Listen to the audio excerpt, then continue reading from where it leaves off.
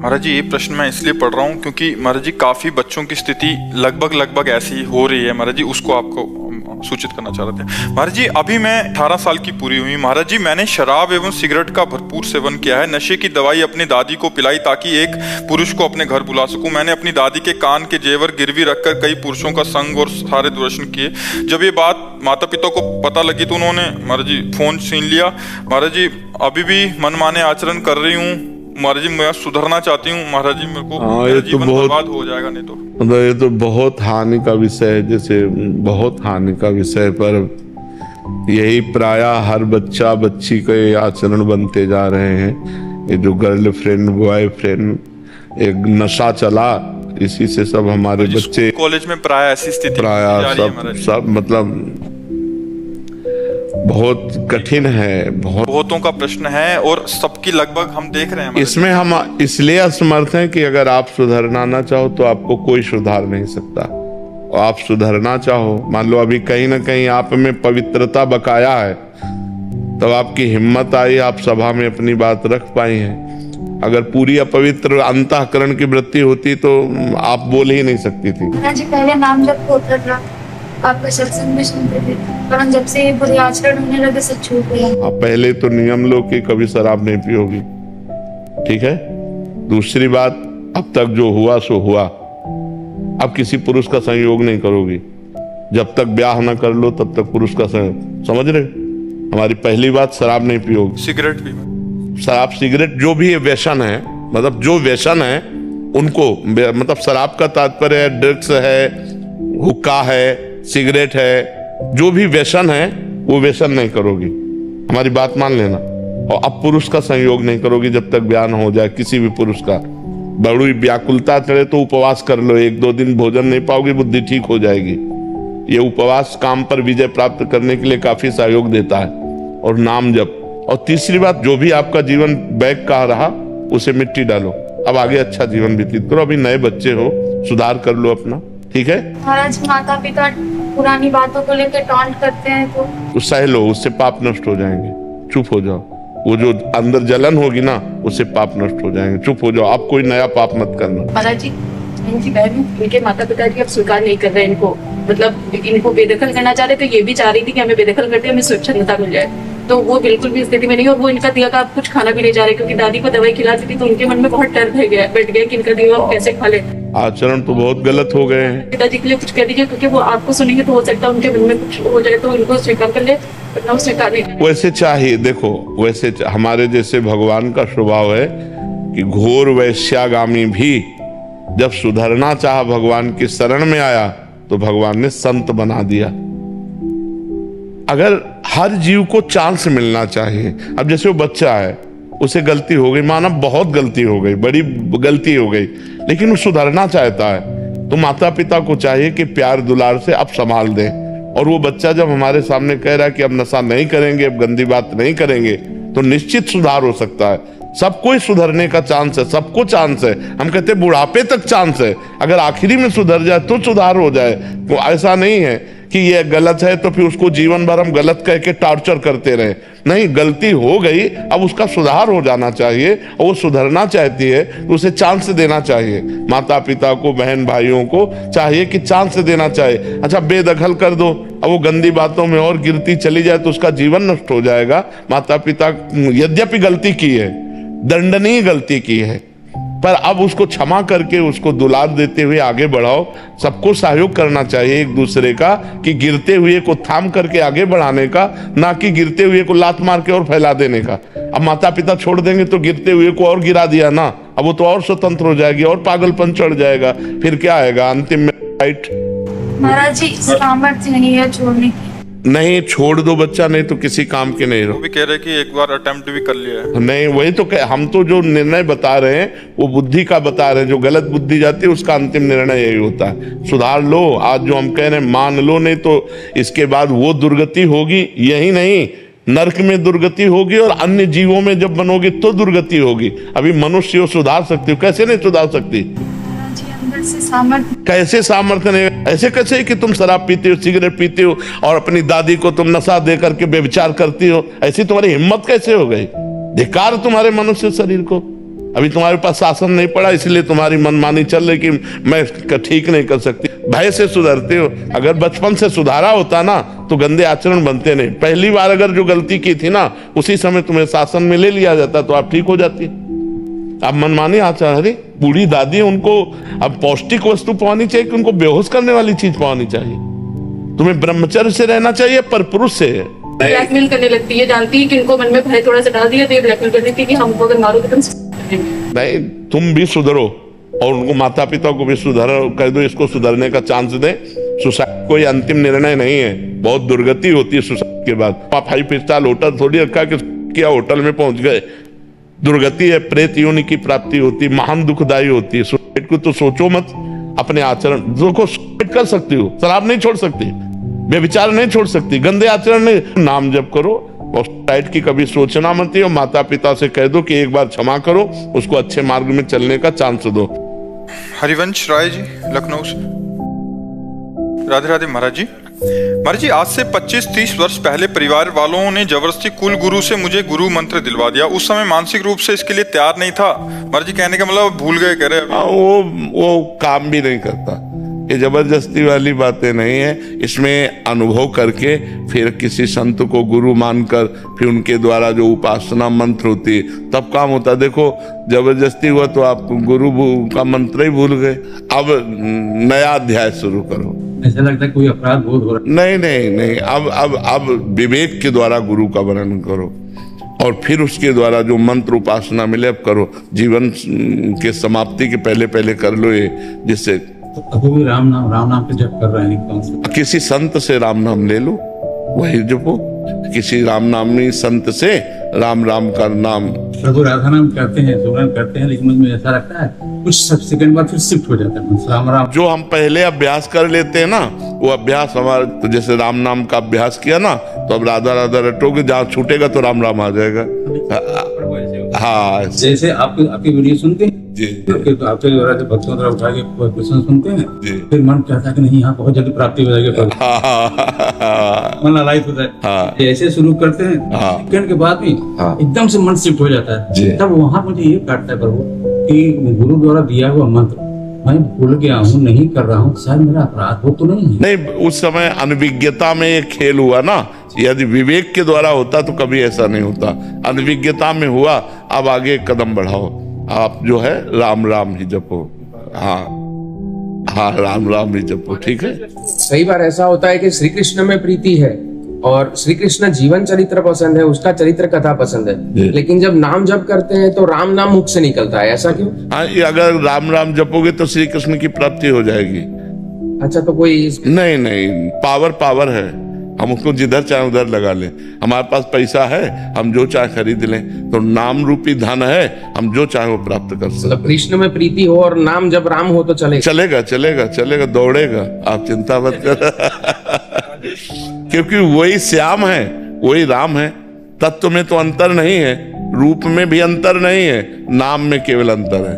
रूप वो भी श्याम सुंदर, तत्व में वही परम तत्व राम, वही परम तत्व श्री कृष्ण। हाँ, एक में धनुष लिए, एक में मुरली लिए, बात अंतर है, वही प्रभु है, दूसरे नहीं। आयुष शर्मा जी, राजस्थान से। राधे राधे महाराज जी, हमने आपके श्रीमुख से सुना है कि बस श्री जी के आश्रित हो जाओ तो भगवत प्राप्ति हो जाएगी, लेकिन ये मन तो हर जगह सांसारिक चीजों और व्यक्तियों का आश्रय लेता रहता है। तो महाराज जी, सारे आश्रय मिटाकर एकमात्र श्री जी का आश्रय कैसे प्राप्त हो? नाम जप से। जितना भजन करोगे, किसका प्रश्न है, जितना भजन करोगे उतना ही मन निर्मल होगा। निर्मल मन अनासक्त होता है और मलिन मन आसक्त होता है। विषयों में आसक्त, व्यक्तियों में आसक्त, पदों में आसक्त, संसार के भोगों में आसक्त मन भगवद आश्रय नहीं लेता। जो अनासक्त मन हो जाता है, निरपेक्ष हो जाता है, निर्विषय हो जाता है, वही भगवद आश्रित होता है।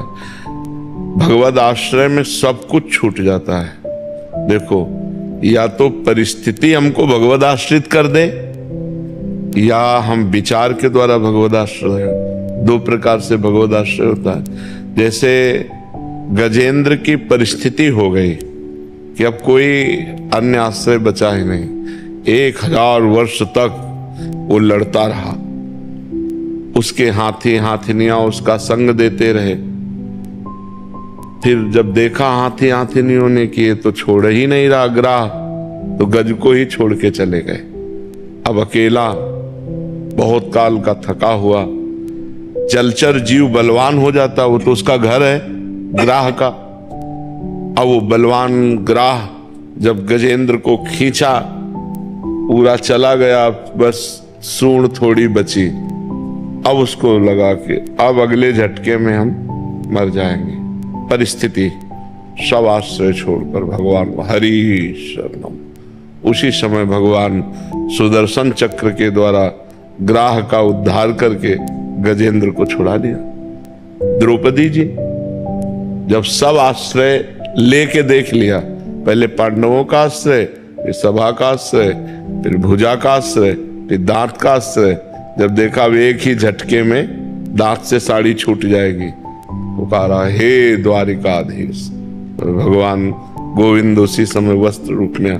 तो या तो हमारे जीवन में भगवान ऐसी परिस्थिति पैदा कर दे, जैसे हम बचपन से भगवान के आश्रित थे, हैं, रहेंगे। हमें लग रहा था हम आश्रित हो चुके हैं। जब किडनी फेल हुई तब समझ में आया कि आश्रय किसे कहते हैं। जब किडनी फेल हुई, आसन में बैठने लायक नहीं, अब साधना कोई रही नहीं। हाय हाय मच गया कि काशी का काम तो पूरा हुआ, जो वृंदावन का काम था वो तो पूरा ही नहीं हुआ। ये आज के 25-26 वर्ष पहले की बात। तब एकदम निराशा छा गई कि यार ब्राह्मण के घर में जन्म मिला, बचपन से भगवान के मार्ग में रहे और वृंदावन का काम पूरा नहीं हुआ, तो अब क्या होगा। तब रोना आया एकांत में, ऐसा थोड़ी थोड़ी देर में बस रोना आ जाता कि प्रभु अब तो कोई साधना नहीं, प्रभु अब तो मैं किसी काबिल नहीं रह गया। वह उसी समय अहंकार सरक के भगवान की शरण में हो गया। बस फिर उसी दिन से आनंद ही आनंद, आनंद ही, क्योंकि अहंकार करता था ना, मानते थे कि हम साधना, पर वो साधना का अहंकार था। इसीलिए हरिवंश महाप्रभु ने कहा सर्वेषु साधन वरेषु चिरम निराशा। श्रेष्ठ श्रेष्ठ साधना का भी अहंकार नहीं होना चाहिए, नहीं तो भगवत प्राप्ति में बाधा हो जाएगी, वो भगवत प्राप्ति की योग्यता खो देता है। ये तब समझ में आया जब किडनी फेल हुई। परिस्थिति, तो ये या तो भगवान परिस्थिति पैदा कर दे और या तो विचार के द्वारा। तो जब ये विचार काम करने लगे तो भगवान का आश्रय कि यार कोई भरोसा नहीं, घर से निकल रहे लौट के आएंगे कि नहीं, कोई भरोसा नहीं भोजन बन के आ रहा खा पाएंगे कि नहीं, बड़ा भयावह संसार है। तो हे हरि मैं आपके शरण में हूं, आप ही बचा सकते हो। ई परलोक सकल सुख पावत, मेरी सो भैया कृष्ण गुण संचु। इस लोक और परलोक में समस्त सुखों को वही पा सकता है जो भगवान के आश्रित है। तो हम जो उपाय करते हैं वो सुख भोगने के लिए करते हैं, लेकिन कहाँ, दुखालय में, दुखालय में सुख भोगने के लिए कर रहे हैं। अगर हमारी बुद्धि काम कर जाए और सुख भोगने के लिए भगवान का आश्रय ले लें तो बढ़िया बात बन जाए। देखो वही भोजन जो हम पाते हैं हमारी बुद्धि को मलिन करके माया में लगाता है, और वही भोजन जब हम भगवान को अर्पित कर देते हैं तो प्रसाद बन जाता है, हमारी बुद्धि को शुद्ध करके भगवान में लगाता है। भोजन वही है, लेकिन उसको भगवान से जोड़ दिया तो प्रसाद हो गया। प्रसादे सर्व दुखानाम हानिरस्य उपजायते, समस्त दुखों का नाश करके सुख प्रदान करता है। ऐसे ही हम हर संसार की वस्तु व्यक्ति जो हमारे हिस्से में आई है वो सब भगवान को अर्पित। मैं नाथ सकल संपदा तुम्हारी, मैं सेवक समेत सुतनारी। बस मंगल हो जाएगा, पक्का मंगल हो जाएगा, क्योंकि भगवान मंगल भवन है, तभी आश्रय हो पाता है, नहीं तो भगवद आश्रय बड़ा कठिन है। एक बार हमने अपने मन की दुर्बलता देखी। गंगा किनारे, अब 10-5 किलोमीटर कोई नगर नहीं और दिन डूब गया था, सर्दी का समय, भीषण कोहरा, अंधकार छा गया। अब जी घबराया कि कोई मंदिर या कोई गांव का आश्रम कुछ तो नजदीक होना चाहिए। अब ऐसे सियारे खा जाएंगे, और जो गंगा किनारे लाश खाने वाले कुत्ते और सियार होते हैं जिंदा आदमी को खा जाएंगे रात में पा जाए तो हाँ मांसाहारी होते हैं, तो मनुष्य को चीत के पाते हैं। अब एक मन में घबराहट सी पैदा हुई, मन की दुर्बलता। थोड़ी दूर में प्रकाश दिखाई दिया, जैसे कोई बारी खेत लगाने वाले अपना कुछ ऐसा, तो मुझे विश्वास हुआ कि कोई है। तब बड़ा अंदर खेद आया कि यार वो आदमी हमारी रक्षा करे कि ना करे, वो दूर प्रकाश दिखाई दे रहा तो विश्वास हो गया कोई है, हिम्मत आ गई। लेकिन भगवान मेरे साथ है, मुझे इस बात का विश्वास क्यों नहीं? बड़ी ग्लानि हुई कि यार कितना गंदा मन है कि अब भी वो भगवान का आश्रय नहीं ले रहा, अब भी भगवान का भरोसा नहीं कर रहा। दूर व्यक्ति दिखाई दिया तो विश्वास हो गया, तो डर खत्म होने लगा कि कोई तो है। अब वो हमारा पक्ष ले कि ना ले, वो आदमी है क्या नहीं, लेकिन भगवान तो हमारे साथ हैं, उनकी हम शरण में हैं, उनके हम लिए जीवन अर्पित है, फिर मुझे क्यों विश्वास? ये है माया। तो भगवान की कृपा से ही भगवान का आश्रय होता है, भगवान की कृपा से ही भगवान में विश्वास होता है, भगवान की कृपा से ही भगवान का भजन होता है। इसलिए भगवान के आश्रित होकर भगवान से एक ही बात मांगे कि आपका भजन मिल जाए। बस भजन मिल गया तो सब कुछ मिल जाएगा, और भजन नहीं तो कुछ नहीं। मकान, दुकान, स्त्री, पुत्र, परिवार सब यही, शरीर सब खत्म। तो ये विचार जब हमारे अंदर दृढ़ हो जाए, घटना तो सबको ही देखता है, लेकिन प्रभाव कहां पड़ता है हमारे ऊपर? राम नाम सत्य है, कितनी लाशें हम जला आते हैं, लेकिन ये सोचते हैं क्या कि यही हाल मेरे शरीर का होगा? अगर ये सोच ले तो घबराहट पैदा हो जाए, और घबराहट पैदा हो जाए तो भगवान की शरण हो जाए कि राम नाम सत्य है, भगवान का नाम ही सत्य है। अब तो भगवान का नाम जप करेंगे और भगवान के लिए कार्य करेंगे, अब कोई पाप नहीं करेंगे। लेकिन मनुष्य इतना बावरा है कि दूसरे को फूंक के आता है, अपनी सोचता ही नहीं कि हमारी भी ये दशा हो सकती है।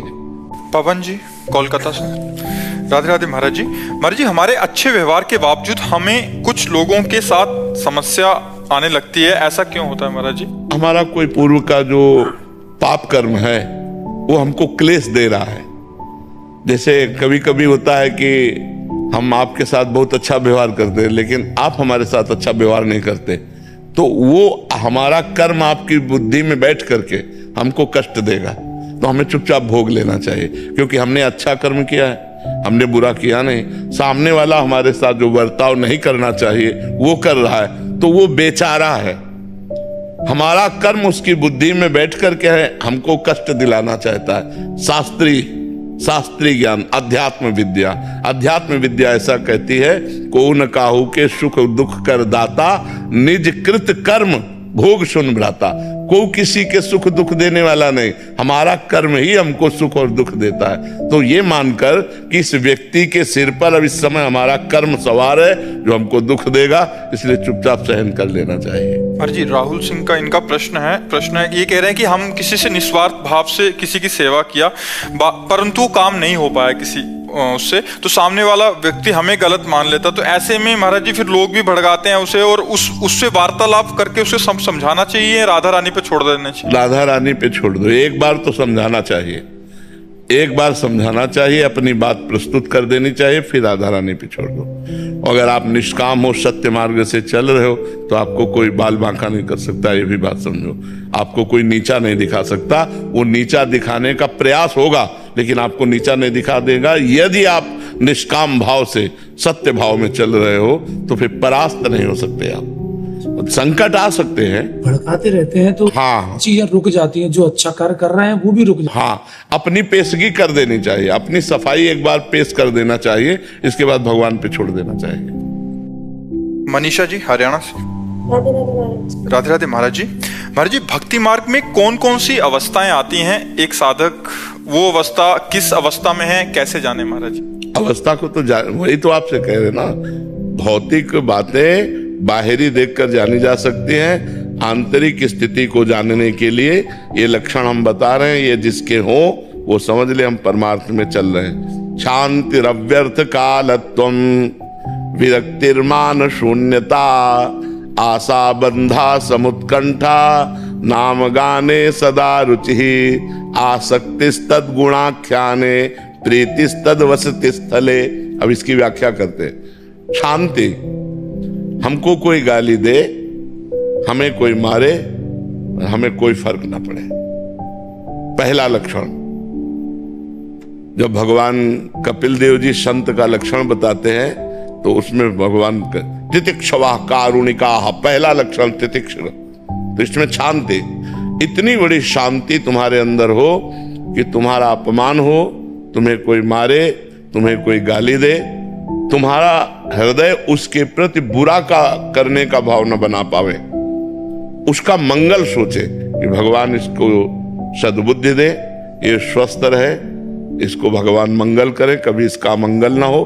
किसके प्रति? जो हमें मार रहा है, जो हमें गाली दे रहा है, जो हमारी निंदा कर रहा है, जो हमारा अपमान कर रहा है। शांति, इतनी बड़ी शांति होनी चाहिए, तब समझे कि हम भक्ति मार्ग में चल रहे हैं।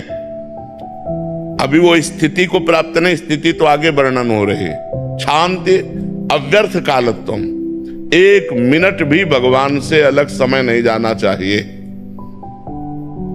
तद विस्मरणेन परम व्याकुलते थी, भगवान का विस्मरण होते ही व्याकुलता पैदा हो जानी चाहिए। मैं कैसे भूल गया भगवान को? एक क्षण भी भगवान का चिंतन नहीं छूटना चाहिए। अगर छूट गया तो वो व्यर्थ समय चला गया। अव्यर्थ कालत्वम, व्यर्थ समय नहीं जाना चाहिए। ये अभी चलने की बात है। शांति अव्यर्थ कालत्वम, विरक्तिर, लोक परलोक के भोगों से वैराग्य, किसी के भी भोग भोगने की इच्छा नहीं। ये जो भक्ति का साधक है उसकी जो ऊंचाई होती है वो होती है विरक्तिर। और फिर मान शून्यता, अपने में कोई सद्गुण ना देखना, अपने को अधम और नीच मानना और दूसरे में सद्गुण देखना, स्वयं अमानी रहकर दूसरों को मान देना, दूसरों का सत्कार करना, लेकिन जब अपना मान हो तो दुख होना कि मैं इस योग्य नहीं हूं, मैं तो नीच हूं, मैं अधम हूं। अमानिना मान देना, कीर्तनीया सदा हरि, जो सदैव भगवान का चिंतन करते हुए अमानी रहता है, दूसरों को मान देता है, वो भक्त है। मान शून्यता, शांति अव्यर्थ कालत्वम, विरक्तिर, मान शून्यता, आशा बंधा। अब उसके अंदर स्थिति आई, इसी जन्म में मुझे भगवत प्राप्ति हो जाएगी। जब ये लक्षण आ गए तो ये लक्षण आ गया, स्थिति आ गई, आशा बंधा, इस जन्म में मुझे भगवान मिल जाएंगे, इस जन्म में मेरा काम हो गया, मेरी भगवत। जैसे अपने लोगों के हृदय में अभी थोड़ी कि भगवान दर्शन दे, हमारा पता नहीं कल्याण हो कि ना हो, बिल्कुल अटैची लिए तैयार है, जब बुलाओ शरीर छोड़ो बस गए। आशा बंधा, दृढ़ आशा हो जानी चाहिए कि इस जन्म में मेरा काम हो गया, क्योंकि शांति अव्यर्थ कालत्वम, विरक्ति, मान शून्यता, जब ये लक्षण आए तो एक महान स्थिति आ गई कि अब इस जन्म में मुझे भगवत साक्षात्कार हो जाएगा, मेरा काम हो गया। समुत्कंठा, हर समय एक आनंद, एक अद्भुत आनंद। जैसे हमसे पूछा किसी ने कि आपको कैसा आनंद लगता है, तो हम कहा पहली बात तो वाणी से बता ही नहीं सकते, क्योंकि किसी प्राकृतिक वस्तु के सुख को आप वाणी से नहीं बता सकते। जैसे आपको एक रसगुल्ला खवाया जाए, कैसा लगा? आप कहोगे मीठा। कैसा मीठा?